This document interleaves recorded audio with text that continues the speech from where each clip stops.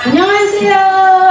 Guys, kalian tahu gak sih yang kemarin itu sempat ramai banget di X soal kidnap versus netizen dari Asia. Wah, aku lihat tuh kak itu sempet rame di X antara K-pop dari Korsel dengan fans-fans dari negara Malaysia, terus akhirnya juga meluas ke negara-negara yang lain ya. Yang aku juga tahu sih kemarin pak apa dirame banget kan di X itu ternyata case ini apa case dari di Malaysia itu bisa seviral itu ya ternyata fans K-pop itu ternyata di seluruh dunia gitu loh. Nah, betul itu yang kalian bilang. Mungkin kayak kelihatannya kan itu cuma buat di sosial media aja, tapi itu aslinya lebih dalam dari itu. Karena ternyata kalau kita kulik lebih dalam lagi sebenarnya kenapa kok bisa sebesar itu, bahkan penggemarnya pun banyak dari seluruh dunia gitu. Itu tuh ada sejarahnya. Ya sih, kalau aku dari perhatian juga bahwa memang seperti aku bilang tadi bahwa K-pop itu sudah dari penggemar di seluruh dunia. BTW ini juga bisa dijadikan apapun K-popers ini juga bisa dilihat sebagai cara diplomasi ataupun kita dikenal di handle ini sebagai soft diplomasi. Karena kan K-pop ini udah mendunia banget lah gitu kan kalau kita lihat sekarang gitu.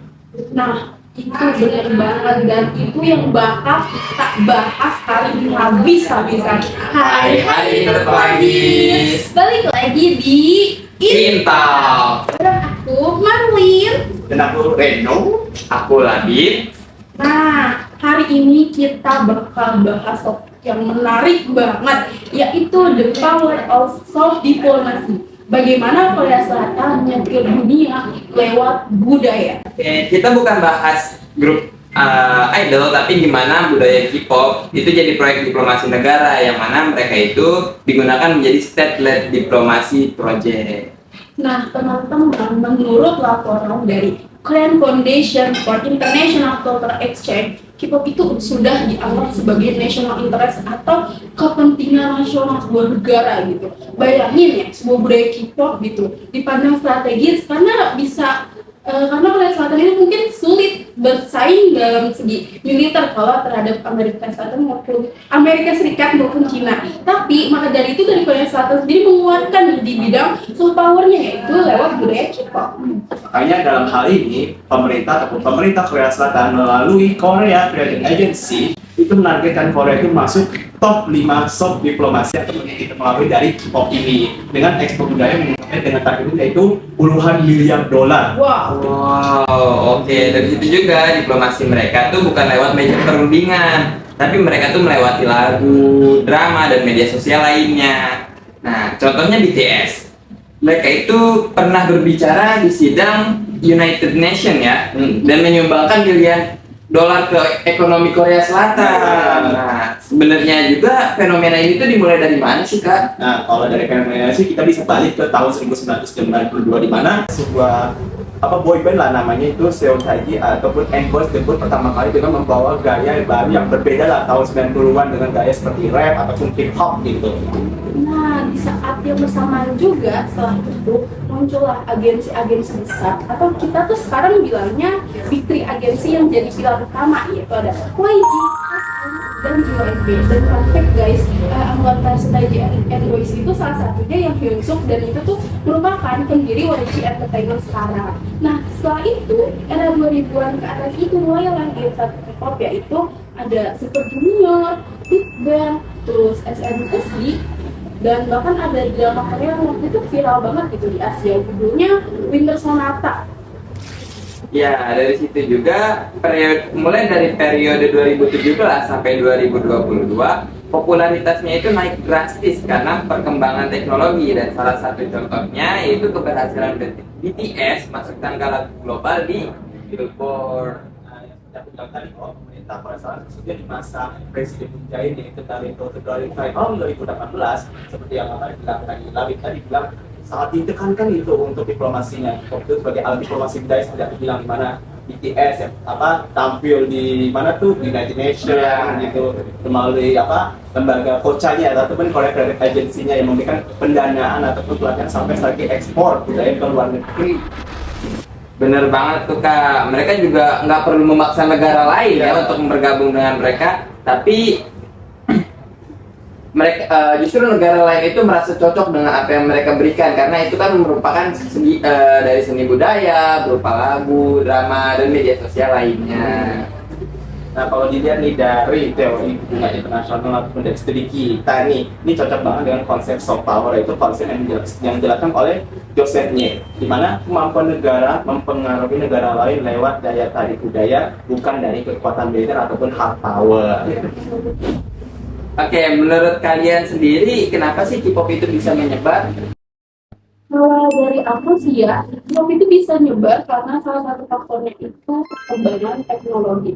Kayak kita tahu lah ya, apalagi di tahun 2017 mungkin itu tuh YouTube, segala platform lain tuh menyebar gitu, menyebar luas dan agensi-agensi Korea Selatan ini memanfaatkan perkembangan teknologi tersebut. Mungkin kalau sekarang kita tahu TikTok, jadi kayak agensi-agensi atau hiburan di Korea Selatan itu khususnya itu banyak menggunakan platform TikTok sebagai salah satu cara untuk naikin lagu mereka gitu. Jadi lagu mereka trending dan lebih bisa dikenal seluruh dunia gitu. Betul banget gitu. Bahkan kita lihat bahwa memang dari K-popers ini yang memang dikatakan memang sebagai salah satu caranya untuk biar ekonomi katakan gitu maju, mereka berhasil gitu. Tetapi itu dari ekonomi, wisata, ataupun kita lihat dari K-popers ini kan kita lihat nih, contoh misalkan nih kita dokter kan ada yang gambar-gambarnya itu kayak gambar cowok-cowok ataupun pacar dari artis gitu. Laptop tuh Laptop pun contohnya juga ada gitu.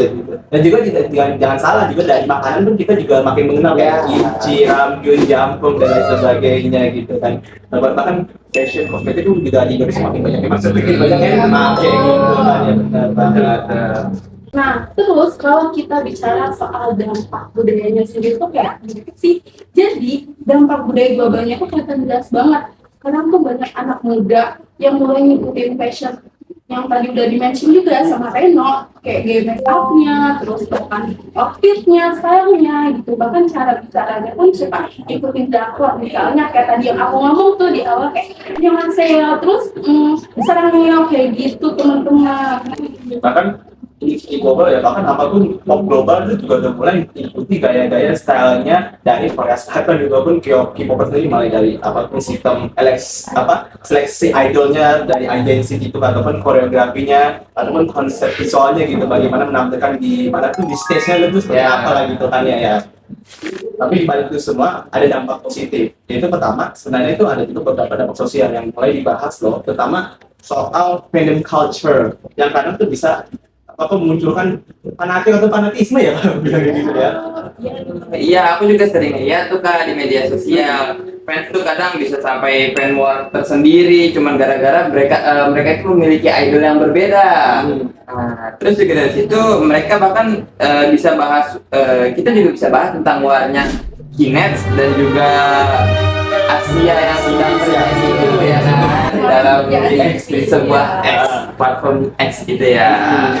Itu dia salah satu sisi lain dari dampak budaya K-pop ini gitu di era globalisasi teknologi kayak sekarang. Kayak sebenarnya di sisi lain fans itu bisa banget membangun sebuah komunitas yang solid, yang positif gitu untuk menyenangkan lah gitu. Tapi di sisi lain juga banyak fans yang fanatik dan muncul konflik di platform kita gitu yang akhirnya menyebabkan cyberbullying atau pelanggaran. Kalau kita bahasannya tuh sekarang kayak gitu lah ya gitu.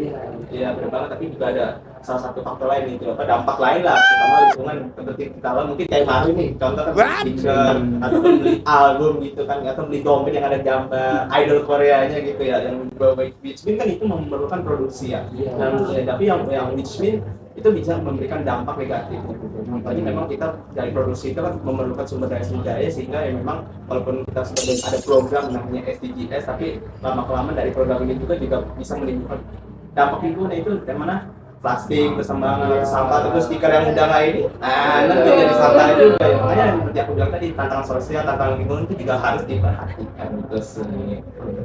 Betul banget gitu guys, jadi semuanya tuh harus diperhatikan dengan matang-matang. Jadi kayak kita bisa sesuaikan untuk mengikuti K-pop itu untuk menghibur diri kita di sela-sela kita gitu, tapi di sisi lain kita juga harus punya batasan. Dan juga menarik banget ya tadi setelah dibahas itu ternyata sejarahnya tuh panjang ya, jadi nggak langsung tiba-tiba naik mencuat kayak sekarang, tapi kayak ada proses yang panjang dari 1, 2, 3, bahkan sekarang kayaknya udah masuk ke generasi keempat atau lima gitu, dan ditambah lagi dengan penyebaran teknologi informasi yang kayak sekarang masih kayak lebih pesat dan lebih apa ya, lebih menjangkau seluruh dunia gitu ya, tanpa batasan gitu.